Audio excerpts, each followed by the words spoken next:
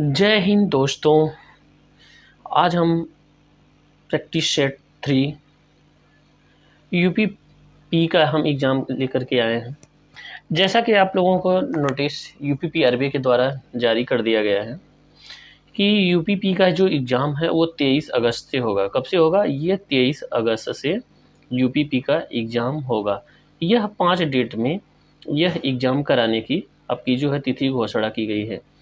तो यह यूपीपी का जो एग्ज़ाम है, यूपीपीआरबी बोर्ड यहाँ पे जो है यह नीति लागू करता है, जिसमें हम यहाँ पे पूर्णांक यहाँ पे देखते हैं कि 300 इनके सिलेबस में जारी किया गया है और 150 प्रश्न रहते हैं। एक प्रश्न यहाँ पर एक प्रश्न 2 नंबर के रहते हैं, तो यहाँ पे यह 3 प्रश्न हो जा रहा है। और यहाँ पे नेगेटिव मार्किंग की गई है, तो 1/4 है नेगेटिव मार्किंग। आप लोग को यह बात भी यहाँ पे ध्यान में रखना है कि नेगेटिव मार्किंग 1/4 है। अर्थात 1/4 का मतलब ये है कि यदि आप 4 प्रश्न गलत करते हैं तो आपको 0 अंक मिलता है, अर्थात आप माइनस में नहीं जाएंगे। आप 4 का प्रश्न अगर गलत करते हैं तो आपका 0 हो जाएगा। तो आइए हम प्रैक्टिस सेट पे ध्यान देते हैं।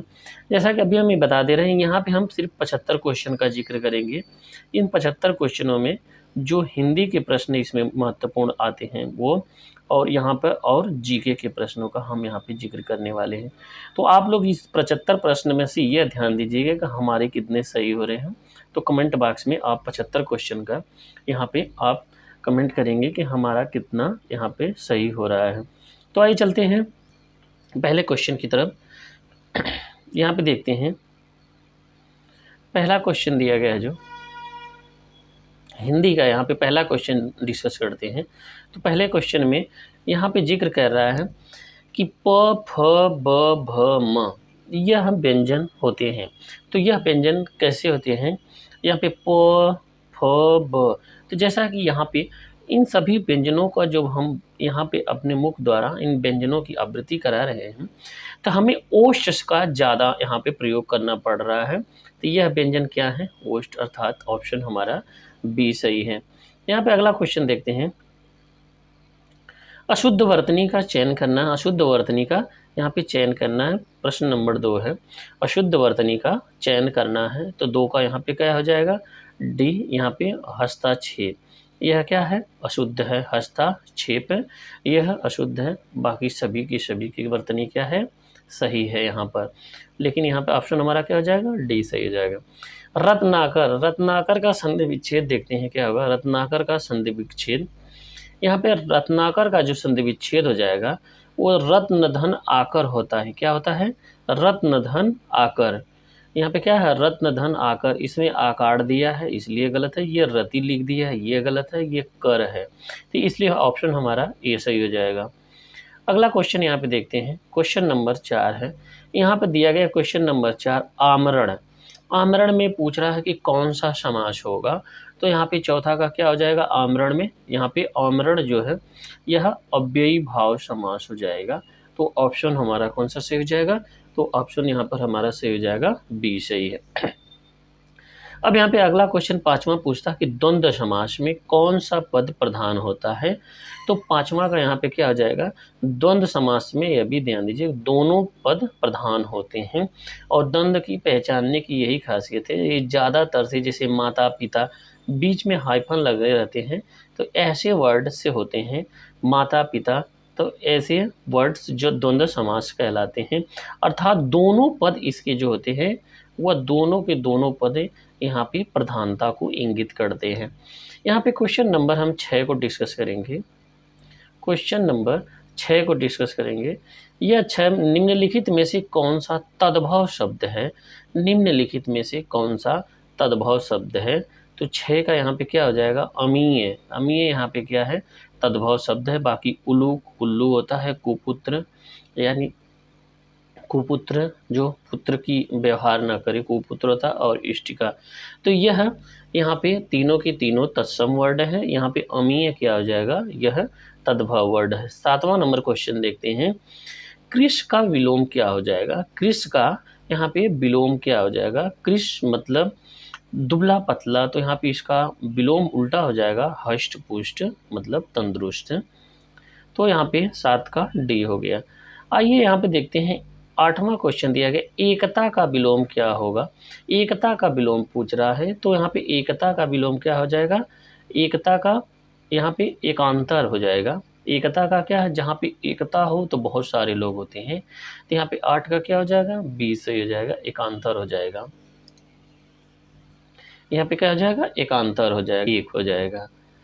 यहाँ पे एक लोगों की एकता, यहाँ पे बहुत सारे लोगों की एकता। यहाँ पे अनाज का पर्यायवाची शब्द है, तो यहाँ पे 9 का क्या हो जाएगा, 9 का यहाँ पे सी हो जाएगा, सलील जो होती है वह अनाज की पर्यायवाची है। क्वेश्चन नंबर यहाँ पे 10 देखते हैं। क्वेश्चन नंबर 10 देखते हैं, यहाँ पे लिखा है 10 में शशांक शब्द पर्यायवाची है। तो शशांक किसकी पर्यायवाची है, तो यह चंद्रमा की पर्यायवाची है। किसकी, चंद्रमा की पर्यायवाची है। अगला क्वेश्चन यहाँ पे देखते हैं, क्वेश्चन नंबर 11, जिस स्त्री के पुत्र और पति न हो, यह अनेक शब्दों का एक शब्द वाला प्रश्न है। यहाँ पर इस वाक्य के लिए एक शब्द आपको बताना, जिस स्त्री के पुत्र और पति न हो, अर्थात पति और पुत्र दोनों न हो, ऐसी स्त्री को क्या कहा जाता है, तो उसे अवीरा कहते हैं। क्या कहते हैं, उसे अवीरा स्त्री कहते हैं। अवीरा स्त्री कहते हैं। तो यह यहाँ पे 11 नंबर क्वेश्चन होगा। क्वेश्चन नंबर हम 12 देखते हैं। 12 में क्या लिखा गया है, जिसकी आशा न की गई हो, उसके लिए भी एक शब्द कहते हैं। जिसकी आशा न की गई हो, तो उसके लिए एक शब्द क्या हो जाएगा, तो यहाँ पे अप्रत्याशित हो जाएगा। क्या हो जाएगा, यहाँ पे ऑप्शन नंबर बी अप्रत्याशित हो जाएगा। क्वेश्चन नंबर 13 देखते हैं, इनमें से मूक का अनेकार्थक शब्द कौन सा नहीं है। यहाँ पे यह भी ध्यान दीजिएगा, मूक का कौन सा नहीं होता। मूक मतलब जो होता है कि जो बोल न सके, तो वह गूंगा, गूंगा तो होता है, यह भी सही है। चुप होता है, यह भी सही है। यहाँ पे देखिए शांत और विवश दिया है, तो यहाँ पे 13 का क्या हो जाएगा, विवश जो होता है, अर्थात वो बोल नहीं पाता तभी विवश होगा। यानी शांत क्या होता है, शांत बोलने वाला भी शांत रह सकता है और नहीं बोलने वाला भी शांत रह सकता है। तो यह मूक का पर्यायवाची नहीं है, ऑप्शन हमारा सी सही हो जाएगा। यहाँ पे हम अगला क्वेश्चन देखते हैं। क्वेश्चन नंबर 13 दिया गया है। क्वेश्चन नंबर जो 13 दिया गया है उसका आंसर देखते हैं। 13 में दिया गया, इनमें मूक का अनेकार्थक शब्द नहीं है, ये बताना है मूक का कौन सा अनेकार्थक शब्द नहीं है। तो मूक का गूंगा तो होता है, मूक का गूंगा होता है। यहाँ पे 13 का भी यहाँ पे सी हो जाएगा। प्रश्न रिपीटेड है, उसमें पर्यायवाची पूछा था, इसमें यहाँ पे अनेकार्थी शब्द पूछा था, और बाकी सभी के सभी क्या है, मूक के अर्थ हैं। यहाँ पे क्वेश्चन नंबर 14 का जिक्र करें, अंधे को दीपक दिखाना, मुहावरे का अर्थ क्या हो जाएगा, मतलब अंधे को दीपक दिखाना, इसका अर्थ यह हो जाएगा कि अंधे को दीपक दिखाइए या न दिखाइए, उसके लिए तो हमेशा अंधेरा बना रहता है। तो यहाँ पे 14 का बी सही हो जाएगा। ना समझ को उपदेश देना, यदि आप कोई व्यक्ति ना समझ है, आप उसको कितना हो लाख टके का उपदेश दे देंगे, उसके जीवन में या उसके दिमाग में उससे कोई भी फर्क नहीं पड़ने वाला है, अर्थात अंधे को दीपक दिखाने के समान है। तो यहाँ पे क्वेश्चन नंबर अब 15 का जिक्र करते हैं। 15, ईद का चाँद होना, मुहावरे का अर्थ क्या है। ईद का चाँद होना, जैसे ईद का चाँद दिखाई नहीं देता है, उसी प्रकार यहाँ पे कह रहा है ईद का चाँद दिखाई न देना, ऑप्शन डी सही हो जाएगा। बहुत दिनों के बाद दिखाई देना, ऑप्शन डी सही हो जाएगा। 16 क्या है, राज्यपाल में कौन सी संज्ञा है। राज्यपाल में कौन सी संज्ञा है, तो ऑप्शन बी सही हो जाएगा। राज्यपाल एक जातिवाचक संज्ञा है, पद का नाम है। यहाँ पे क्वेश्चन नंबर 17 का जिक्र करते हैं। क्वेश्चन नंबर 17 क्या हो जाएगा, 17 में देखिए दिया गया है, अपवाद को छोड़कर, अपवाद को छोड़कर वर्णमाला के अक्षरों के नाम से नाम किस लिंग में होते हैं।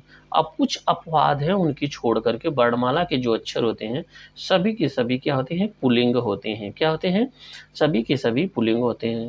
क्वेश्चन नंबर 18 देखते हैं, हिंदी में मैं का बहुवचन है, हिंदी में मैं का बहुवचन है, तो 18 का इसमें क्या हो जाएगा, मैं का बहुवचन जो हो जाएगा वो हम हो जाएगा, अर्थात ऑप्शन ए सही हो जाएगा।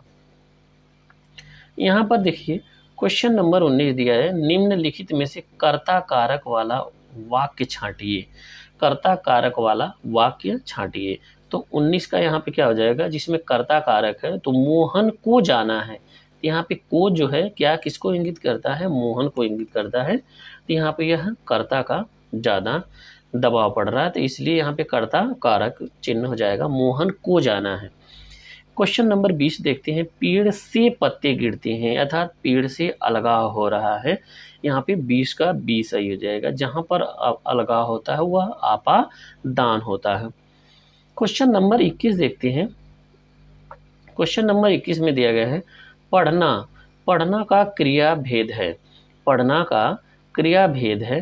तो यह क्या है, पढ़ना जो होता है वह सकर्मक क्रिया होती है, मतलब इसमें कर्म है। पढ़ना क्या है, कर्म है। तो 21 का क्या हो जाएगा, यहाँ पर 20 सही हो जाएगा। अगला क्वेश्चन देखते हैं। 22 में यह जिक्र किया गया है, यहाँ पर राम ने खाना खाया होगा। तो यह संदिग्ध हो रहा है कि खाना खाया होगा, खाना खाया होगा। तो खाया होगा में कौन सी क्रिया हो रही है, तो यहाँ पे 22 का 20 सही है। खाना खाया होगा मतलब यह बात कन्फर्म नहीं है कि उसने खाना खाया होगा। यहाँ पे अगला क्वेश्चन देखते हैं। क्वेश्चन नंबर 23 दिया गया है। 23 में दिया गया है, सुशिक्षित में उपसर्ग है। 23 में दिया गया है कि सुशिक्षित में उपसर्ग है। तो शिक्षित के आगे सु लगा है, तो अर्थात यहाँ पे क्या हो जाएगा, ऑप्शन नंबर बी सही हो जाएगा। अब यहाँ पे क्वेश्चन नंबर 24 देखते हैं, सुहावना लिखाई छलिया में निहित प्रत्यय के लिए सही विकल्प का चयन करिए। सुहावना लिखाई छलिया में प्रत्यय, प्रत्यय पीछे लगता है, प से प्रत्यय पीछे लगता है और उपसर्ग उ से आगे लगता है। तो यहाँ पे ध्यान दीजिएगा, प्रत्यय पीछे लगता है और उपसर्ग उ आगे लगता है। तो यहाँ पे बताना है हमें प्रत्यय। प्रत्यय इसमें सुहावना लिखाई छलिया में निहित प्रत्यय के सही विकल्प का चयन करिए कि प्रत्यय क्या है। तो यहाँ पे 24 का जो हो जाएगा ऑप्शन डी है। सुहावना में आवना है, लिखाई में आई है, छलिया में ईया है। तो ऑप्शन हमारा डी सही हो जाएगा। यहाँ पे क्वेश्चन नंबर 25 देखते हैं। क्वेश्चन नंबर 25 है, निम्नलिखित में से संयुक्त वाक्य बताइए। इसमें संयुक्त वाक्य को हमें यहाँ पे चयन करना है। तो यहाँ पे क्या है, संयुक्त वाक्य में और यहाँ पे देखिए जोड़ रहा और किसी में नहीं है। तो यहाँ उसने खाना खाया, उसने खाना खाया और क्या फिर किया, सो गया, यानी दो कार्य करेगा। तो यहाँ पे संयुक्त वाक्य पूछ रहा है। तो ऑप्शन हमारा 25 का सी सही हो जाएगा। ऑप्शन 25 का सी सही हो जाएगा। यहाँ पे 26 नंबर देखते हैं। 26 नंबर में दिया, तुमको मुझे पढ़ाना है। इसमें अशुद्ध अंश को पहचानिए। तुमको मुझे पढ़ाना है। तो यहाँ पे 26 का क्या हो जाएगा, ए। इसमें अशुद्ध हो जाए, तुमको मुझे पढ़ाना है। यहाँ पे क्या हो जाएगा, तुमको गलत शब्द दिया गया है, तुमको। तो यहाँ पे अगला क्वेश्चन देखते हैं। खड़ी बोली निकली है। खड़ी बोली निकली है, किससे निकली है, तो खड़ी बोली किस तरह बोली जाती है, तो वह पश्चिमी यूपी में बोली जाती है। तो यह पश्चिमी हिंदी से हो जाएगा। खड़ी बोली पश्चिमी यूपी हरियाणा ऐसे साइड में बोली जाती है। तो खड़ी बोली किससे निकली है, तो पश्चिमी हिंदी से निकली है। यहाँ पे क्वेश्चन नंबर 28 देखते हैं। यह रस से पूछा गया है। यहाँ पे कह रहा है कि रौद्र रस का अस्थाई भाव क्या होगा। रौद्र रूप धारण करना, भोले बाबा रौद्र रूप धारण करते थे। तो 28 का यहाँ पे क्या हो जाएगा, सी सही, मतलब क्रोध में धारण करते थे। तो यहाँ पे रौद्र मतलब क्रोधित होना, क्रोध से संबंधित है। 29 नंबर देखते हैं, अलंकार से पूछा है। यहाँ पे देखा, चारु चंद की चंचल किरणें खेल रही हैं जलथल में। तो च की आवृत्ति हो रही है। तो यहाँ पे 29 का क्या हो जाएगा, अनुप्रास अलंकार हो जाएगा। यहाँ पे वर्डों में पहला वर्ड च से शुरू हो जा रहा है, तो इसे हम यहाँ पे अनुप्रास अलंकार की यहाँ पे संज्ञा देते हैं। तो यह अनुप्रास अलंकार है। क्वेश्चन नंबर यहाँ पे 30 देखते हैं। इसमें छंद पूछा है, तो इसमें कौन सा छंद होगा। रे मन हरि भज, रे मन हरि भज विषय तजी, सज सत संगत रैन दिनु, काटत भव के फंद को और न कोई राम बिनु। तो यहाँ पे यह पूछ रहा है कि कौन सा छंद हो जाएगा। तो यहाँ पे 30 का देखते हैं ऑप्शन में क्या क्या दिया है। तो 30 का यहाँ पे 30 का दिया गया है यहाँ पर हर गीतिका, उल्लाला, रोला, गीतिका दिया गया है। तो यहाँ पे 30 का ऑप्शन क्या हो जाएगा? उल्लाला। यह दोहा जो है किसका है? यह उल्लाला है। तो यहाँ पे कौन सा छंद है? उल्लाला छंद हो जाएगा। यहाँ पे 31 नंबर देखते हैं। दो समानार्थी शब्दों का पुनरावृत्ति, शब्दों के यहाँ पे की हो जाएगा कि पुनरावृत्ति के बीच में किस विराम चिन्ह का प्रयोग होता है? दो समानार्थी हैं, दो समान अर्थों वाले शब्द हैं, तो उनके बीच में कौन सा चिन्ह होता है? तो यहाँ पे 31 का क्या हो जाएगा?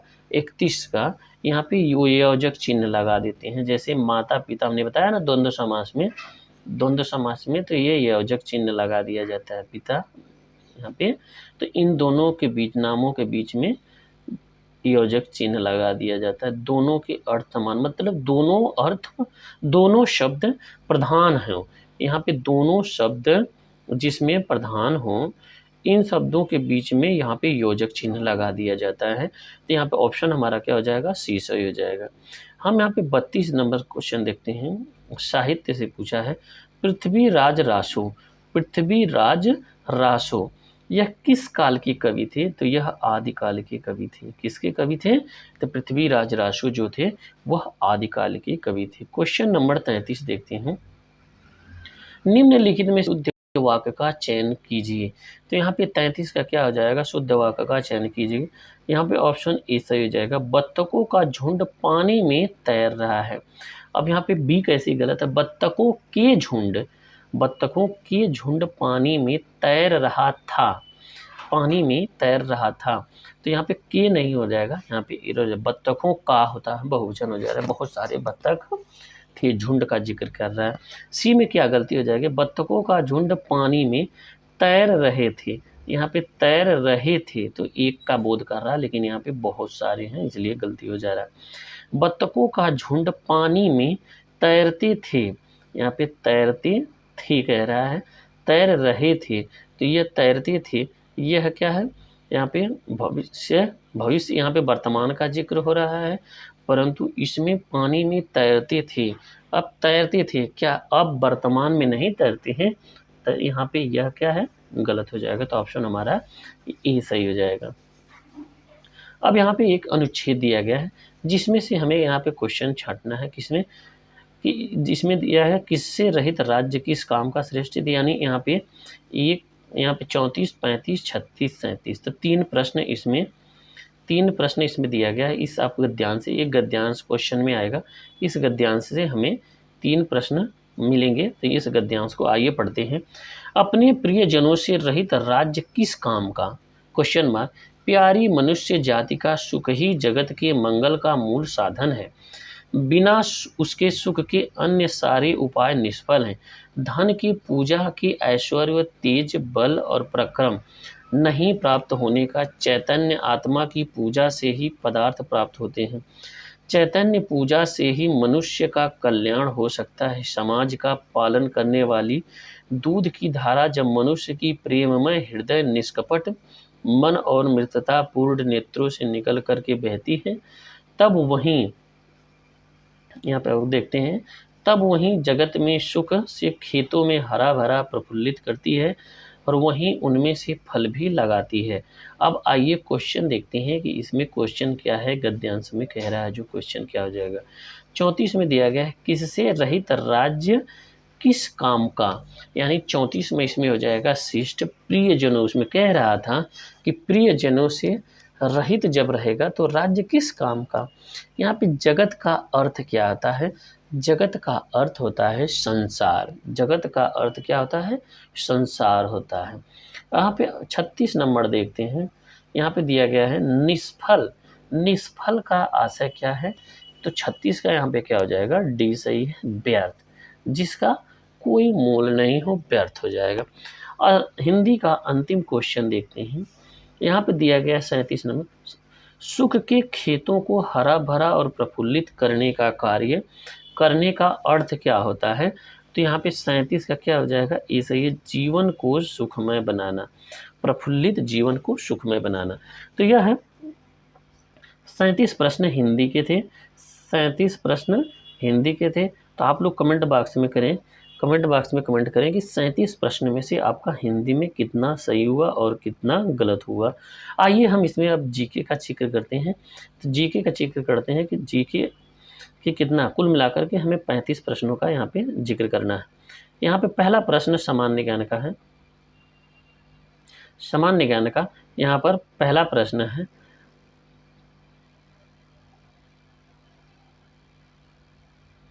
सामान्य ज्ञान का इसमें पहला प्रश्न दिया गया है, हड़प्पा सभ्यता की मुहरों पर निम्नलिखित में से कौन सा पशु अक्सर देखा जाता था।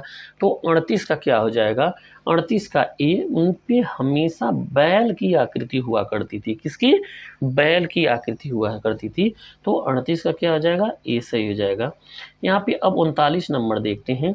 39 नंबर में दिया गया, जैन धर्म का सबसे महत्वपूर्ण मौलिक सिद्धांत क्या था। तो 39 का यहाँ पे हो जाएगा बी सही है, अहिंसा था। यानी हिंसा न करिए, अहिंसा पे, अहिंसा उनका जैन धर्म का पहला यहाँ पे मौलिक सिद्धांत का। क्वेश्चन नंबर 40 देखते हैं, भारत में पहले साम्राज्य की स्थापना किस शासक के द्वारा की गई थी। पहले साम्राज्य की स्थापना किस शासक के द्वारा की गई थी। तो यहाँ पे चंद्रगुप्त मौर्य के द्वारा की गई थी। किसके द्वारा, चंद्रगुप्त मौर्य के द्वारा। 41 नंबर देखते हैं, यहाँ पे दिया गया 41 में, चंद्रगुप्त प्रथम के बाद गुप्त साम्राज्य की बागडोर किसने संभाली थी। चंद्रगुप्त प्रथम के बाद बागडोर किसने संभाली थी। तो समुद्रगुप्त ने संभाली थी। किसने, चंद्रगुप्त, यहाँ पे यह गुप्त वंश के हैं। तो चंद्रगुप्त प्रथम के बाद गुप्त साम्राज्य की बागडोर किसने संभाली थी। तो समुद्रगुप्त ने संभाली थी। क्वेश्चन नंबर 42 देखते हैं। 42 में जिक्र यह कर रहा है कि निम्नलिखित में से किसने 712 ईस्वी में आक्रमण किया था। तो यहाँ पे यह प्राचीन इतिहास का 42 का क्या हो जाएगा, मोहम्मद बिन कासिम ने क्या किया था, 712 ईस्वी में आक्रमण किया था। अब यहाँ पे 43 नंबर क्वेश्चन देखते हैं। 43 नंबर में जिक्र, तुगलकाबाद किसके द्वारा स्थापित किया गया था। 43 का, तुगलकाबाद किसके द्वारा स्थापित किया गया था। तो तुगलकाबाद गयासुद्दीन तुगलक के द्वारा, यहाँ पे गयासुद्दीन तुगलक के द्वारा स्थापित किया गया था। तो ऑप्शन हमारा ए सही हो जाएगा। अगला क्वेश्चन देखते हैं, क्वेश्चन नंबर 44 है। 44 में दिया गया है, विजयनगर साम्राज्य, विजयनगर साम्राज्य के पहले राजा कौन थे। तो यहाँ पे 44 का क्या हो जाएगा, हरिहर प्रथम थे। विजयनगर साम्राज्य के पहले राजा कौन थे, हरिहर प्रथम थे। 45 में देखते, खानवा का युद्ध किसके बीच लड़ा गया था। तो यहाँ पे 45 का क्या है, बाबर और राणा सांगा के बीच लड़ा गया था। खानवा का युद्ध किसके बीच लड़ा गया था। तो यह बाबर और राणा सांगा के बीच लड़ा गया था। तो बाबर ने जो युद्ध किया था, पहले पानीपत का युद्ध किया था, पानीपत, फिर खानवा का युद्ध। इसने 4 महत्वपूर्ण युद्ध लड़े थे। पानीपत का युद्ध लड़ा था, और फिर खानवा का युद्ध लड़ा था, चंदेरी का युद्ध लड़ा था, फिर इसने घाघरा का युद्ध लड़ा था। तो ऐसे इसमें 4 युद्ध लड़े थे। यहाँ पे अगला क्वेश्चन देखते हैं, क्वेश्चन नंबर 46।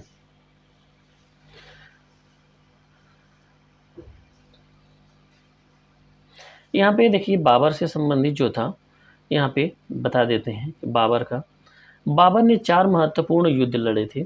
यहाँ पर पानीपत पहला क्या है, यहाँ पे पहला जो है पानीपत, यह 27 में लड़ा गया था। कब, 27 में, बाबर के द्वारा। फिर उसके बाद पानीपत के बाद इसने कौन सा युद्ध लड़ा था, पानीपत का युद्ध लड़ा था, और फिर उसने खानवा का युद्ध लड़ा था, फिर उसने कौन सा, घाघरा का युद्ध लड़ा था, और फिर चंदेरी का युद्ध लड़ा था। तो इसने यह 4 युद्ध लड़े थे। अगला क्वेश्चन देखते हैं, क्वेश्चन नंबर 46 में दिया गया है। 46 में क्या दिया गया, फ्रांसीसी ईस्ट इंडिया कंपनी ने भारत में अपना कारखाना सबसे पहले कहाँ स्थापित किया था। तो यहाँ पे देखना है,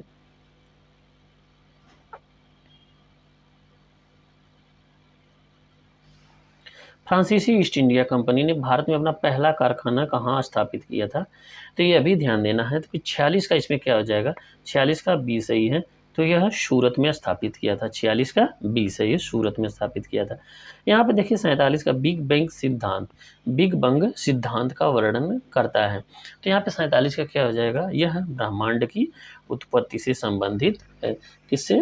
ब्रह्मांड की उत्पत्ति से संबंधित है। क्वेश्चन नंबर यहाँ पे 48 देखते हैं। यहाँ पे दिया गया है, ओरियन तारामंडल का सबसे चमकीला तारा निम्नलिखित में से कौन सा है? तो यहाँ पे 48 का बताना ओरियन तारा के बारे में। तो यहाँ पे कौन सा है? रिगेल है। क्वेश्चन नंबर 49 देखते हैं, किस उपग्रह का कोई उपग्रह नहीं है? किस ग्रह का कोई उपग्रह नहीं है? तो यहाँ पे 49 का क्या हो जाएगा? 49 का बी सही है, शुक्र। यहाँ पे इसका कोई उपग्रह नहीं है। यहाँ पे क्वेश्चन नंबर 50 देखते हैं, अंतर्राष्ट्रीय तिथि रेखा किसे कहते हैं? अंतर्राष्ट्रीय तिथि रेखा किसे कहते हैं? तो 180 डिग्री देशांतर को अंतर्राष्ट्रीय तिथि रेखा कहते हैं। यह पृथ्वी है, यहाँ पे यह जीएमटी है, और यहाँ से लेकर के यानी 0 डिग्री से लेकर के 180 डिग्री तक, यहाँ पर पृथ्वी गोल है 180 डिग्री तक, यह क्या है? अंतर्राष्ट्रीय तिथि रेखा। तो यहाँ से यह अंतर्राष्ट्रीय तिथि रेखा गुजरती है। अगला क्वेश्चन यहाँ पे देखते हैं 51 नंबर, निम्नलिखित में से कौन सी अवसादी चट्टान की विशेषता है? सेडिमेंट्री रॉक्स की विशेषता है। तो 51 की यहाँ पे डी सही हो जाएगा। लिथिफिकेशन जो होती है, लिथिफिकेशन अवसादी चट्टान की विशेषता है। 52 क्या है? निम्नलिखित में से कौन सा जलवायुमुखी नहीं है? तो 52 का यहाँ पे क्या हो जाएगा? बी सही है, मोंट ब्लैक। यहाँ पे क्या है? मोंट ब्लैक है, यह जलवायुमुखी नहीं है। बाकी एटना इटली में पड़ती है, कोटापेक्सी, माउंट विसूसियस, यह सभी की सभी क्या है? जलवायुमुखी हैं, लेकिन यहाँ पे मोंट ब्लैक जलवायुमुखी नहीं है। यहाँ पे क्वेश्चन नंबर 53 देखते हैं। इसमें दिया गया तिब्बती पठार का सबसे अच्छा उदाहरण है। तिब्बती पठार का सबसे अच्छा उदाहरण है, तो यह अंतर पर्वतीय पठार जो होता है, तिब्बतीय पठार का सबसे अच्छा उदाहरण है। 54 नंबर देखते हैं, विश्व की सबसे गहरी झील, यहाँ पे कह रहा है गहरी झील कौन सी है? तो यहाँ पे 54 का ए सही हो जाएगा। तो यह बैकाल झील जो है विश्व की सबसे गहरी झील है, बैकाल झील। अगला क्वेश्चन यहाँ पे देखते हैं, क्वेश्चन नंबर 55। इसमें दिया गया है, ब्रिटिश भारत में सांप्रदायिक प्रतिनिधित्व की व्यवस्था किसके द्वारा की गई थी? तो यहाँ पे 55 का जो हो जाएगा वो सी सही हो जाएगा, मार्ले मिंटो सुधार 1909। मार्ले मिंटो सुधार 1909। और ये मॉन्टेगू चेम्सफोर्ड सुधार जो आया था, यह 1919 में आया था। कब आया था? 1919 में। लेकिन मार्ले मिंटो 1909 में इसे सांप्रदायिक प्रतिनिधित्व की व्यवस्था का यहाँ पे जिक्र किया था। 55 का क्या हो जाएगा? सी से हो जाएगा। यहाँ पे 56 नंबर देखते हैं। 56 नंबर में दिया गया है, भारत की संविधान को बनाने वाली संविधान सभा में कितनी महिला सदस्य थी? तो यहाँ पे ऑप्शन क्या हो जाएगा? डी सही है, 15 महिला सदस्य थे। 57 का देखते हैं। 57 में नंबर में दिया, भारत द्वारा सरकार की संसदीय प्रणाली किस राष्ट्र की संविधान के आधार पर अपनाई गई है? या अपनाई गई थी, अपनाई गई। तो यहाँ पे 57 का क्या हो जाएगा? यूनाइटेड किंगडम, ये इंग्लैंड का नाम है, यूके जिसे कहते हैं। यूनाइटेड किंगडम की प्रणाली पे संसदीय प्रणाली अपनाई गई है। यहाँ पे क्वेश्चन नंबर 58 देखते हैं। 58 में जिक्र किया गया, निम्नलिखित में से कौन सा भारत में भाषा के आधार पर पहला राज्य बना था?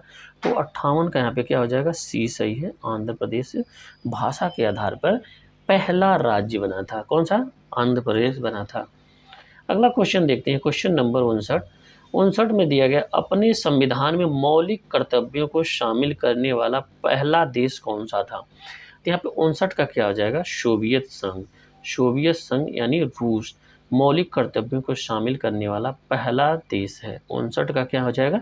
बी सही, सोवियत संघ, रूस और अन्य देशों को मिलाकर के सोवियत संघ बनाया गया था। यहाँ पे क्वेश्चन नंबर 60 देखते हैं। 60 में जिक्र किया गया है कि भारत के मुख्य न्यायाधीश की नियुक्ति कौन करता है। तो 60 में क्या हो जाएगा, वह राष्ट्रपति करते हैं, भारत के प्रेसिडेंट करते हैं। अगला क्वेश्चन देखते हैं, क्वेश्चन नंबर 61 है। इसमें दिया गया है 61 में, राज्यसभा का सदस्य बनने के लिए एक भारतीय नागरिक की न्यूनतम आयु कितनी होती है। तो राज्यसभा के लिए यहाँ पर 30 वर्ष होती है। क्या है, 61 का 30 वर्ष होती है।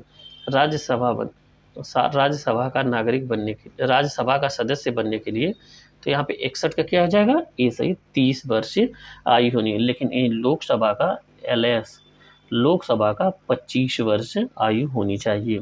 और यहाँ पे राज्यसभा अस्थाई सदन है, इसकी 30 वर्ष आयु होनी चाहिए। अब यहाँ पे अगला क्वेश्चन दिया गया है 62 नंबर, निम्नलिखित में से कौन सा सार्वजनिक वस्तु की श्रेणी में नहीं आता।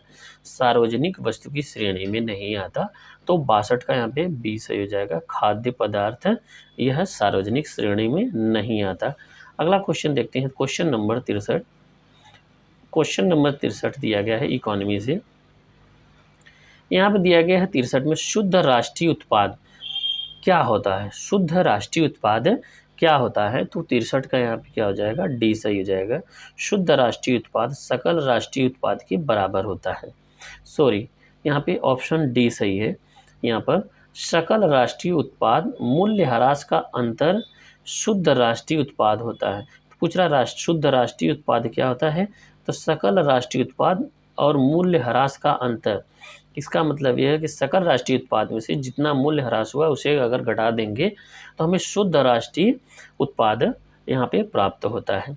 अगला क्वेश्चन देखते हैं यहाँ पर, पंचवर्षीय योजनाओं में एक के दौरान निम्नलिखित में से कौन से राजनेता ने गरीबी हटाओ का नारा दिया था। तो यहाँ पे 64 का हो जाएगा, ए सही हो जाएगा। इंदिरा गांधी जी ने यह नारा दिया था। 65 का देखते हैं, बेरोजगारी दर ज्ञात करने का सूत्र क्या होता है। तो 65 में यहाँ पे क्या हो जाएगा, 20 सही हो जाए। बेरोजगारी पुरुष श्रमिक यहाँ पे बटे कुल श्रम पर यहाँ पे गुणे 100 हो जाएगा। तो ये ऑप्शन हमारा 20 सही हो जाएगा। 65 का 20 सही हो जाएगा। अगला क्वेश्चन देखते हैं, दिया गया क्वेश्चन नंबर 66 में, श्वेत क्रांति जिस प्रकार दुग्ध उत्पादन से संबंधित है उसी प्रकार पीली क्रांति किससे संबंधित है। तो पीली तिलहन से संबंधित है। तो 66 का यहाँ पे क्या हो जाएगा, 66 का सी से हो जाएगा, तिलहन से संबंधित है। अगला क्वेश्चन देखते हैं, यहाँ पे 67 नंबर, प्रधानमंत्री नरेंद्र मोदी द्वारा विमुद्रीकरण नोटबंदी की घोषणा कब की गई थी। तो यह तो 2016 में की गई थी, कन्फर्म है, परंतु इसमें एग्जैक्ट डेट पूछा है तो 67 का यहाँ पे बी सही हो जाएगा। 8 नवंबर 2016 को हुई थी। क्वेश्चन नंबर 68 देखते हैं। क्वेश्चन नंबर 68 में दिया गया है यहाँ पर, किसी पदार्थ की मात्रा को मापने के लिए निम्नलिखित में से कौन सी एसआई इकाई है। किसी पदार्थ की मात्रा को नापने के लिए या मापने के लिए, तो इसमें क्या है, मोल का प्रयोग करते हैं। 68 का बी सही है। क्या है, 68 का बी सही है। 69 का आप देखते हैं, 69 का जो दिया गया, स्थिर गति से दौड़ रही रेलगाड़ी में बैठा यात्री लंबवत ऊपर की दिशा में गेंद फेंकता है, वह गेंद कहाँ गिरेगी। तो यहाँ पे 69 का ए सही है, यात्री के हाथों में ही गिरेगी। स्थिर रूप से है ना यहाँ पे, तो दौड़ रही रेलगाड़ी में बैठा है तो वह भी स्थिर है, यानी मनुष्य स्थिर है। जब वह गेंद फेंकेगा तो उस पर गेंद पर कोई घर्षण बल नहीं लगेगा, वह उसी के हाथ में ही गिरेगी, तो यात्री के हाथ में ही गिरेगी। यहाँ पे क्वेश्चन नंबर 69 है। तो हम यहाँ पे क्वेश्चन नंबर 70 देखते हैं। 70 में दिया गया है, मानव शरीर का सामान्य तापमान कितना होता है। तो यह कितना होता है फ़ारेनहाइट में। तो यहाँ पे 70 का जो हो जाएगा 20 सही है, 98.6 डिग्री फ़ारेनहाइट होता है। यहाँ पे क्या है, 98.6 फ़ारेनहाइट होता है। 71 देखते हैं, निम्नलिखित में से सबसे दुर्बल अम्ल है। सबसे दुर्बल अम्ल है, तो 71 के यहाँ पे क्या हो जाएगा, बेंजोइक अम्ल सबसे दुर्बल अम्ल है। 71 का बी सही हो जाएगा। क्वेश्चन नंबर 72 देखते हैं। 72 में क्या है, सोडियम कार्बोनेट का रासायनिक सूत्र क्या है। सोडियम कार्बोनेट का रासायनिक सूत्र क्या है? तो 72 का यहाँ पे डी सही हो जाएगा, Na2CO3। यहाँ पे क्या हो जाएगा? Na2CO3 सोडियम कार्बोनेट हो जाएगा। यहाँ पे क्वेश्चन नंबर 73 दिया गया, सीपीयू की गति को किस में मापा जाता है? तो यहाँ पे 73 का जो हो जाएगा बी सही है, बीट्स प्रति सेकेंड हो जाएगा। यहाँ पे क्या आ जाएगा? बीट्स प्रति सेकेंड में नापा जाता है, बीट्स प्रति सेकेंड में नापा जाता है। यहाँ पे क्वेश्चन नंबर 74 देखते हैं। 74 में दिया गया है, विश्व का सबसे बड़ा यूरेनियम उत्पादक देश कौन सा है? यहाँ पे 74 का बी सही हो जाएगा, कजाकिस्तान है। किसने है? यह कजाकिस्तान है, एशिया में पड़ता है कजाकिस्तान, रूस और चाइना के बीच में इसकी अवस्थिति है। क्वेश्चन नंबर 75 देखते हैं और यह आज के लेक्चर का, यह आज के प्रैक्टिस सेट का यह अंतिम प्रश्न है। भारत में राष्ट्रीय पंचायती राज दिवस कब मनाया जाता है? तो राष्ट्रीय पंचायती दिवस इम्पोर्टेंट है, तो यह 24 अप्रैल को मनाया जाता है, राष्ट्रीय पंचायती राज दिवस। अब हम यहाँ पे देखते हैं, हमने 75 प्रश्न का जिक्र किया। कितने? 75 प्रश्न का जिक्र किया, जिसमें यहाँ पे हिंदी और जीके के प्रश्न, यहाँ पे हिंदी और जीके के प्रश्न डिस्कस किए। तो आप लोग यह बताएं कि हिंदी और जीके का दोनों का मिला करके आप लोगों का कितना सही हुआ, तो कमेंट बॉक्स में कमेंट करें। और भी प्रैक्टिस सेट देखने के लिए और यहाँ पे प्रैक्टिस करने के लिए आप लोग हमारे चैनल को फॉलो करिए, सब्सक्राइब करिए, शेयर करिए। धन्यवाद। और यहाँ पे प्रैक्टिस करते रहिए। आप लोगों के पास ज़्यादा समय नहीं है, मात्र 12 से 13 दिन की मूल रूप से समय बची हुई है, तो आप लोग ज़्यादा से ज़्यादा प्रैक्टिस करिए। ठीक है, आज के लिए इतना ही। धन्यवाद।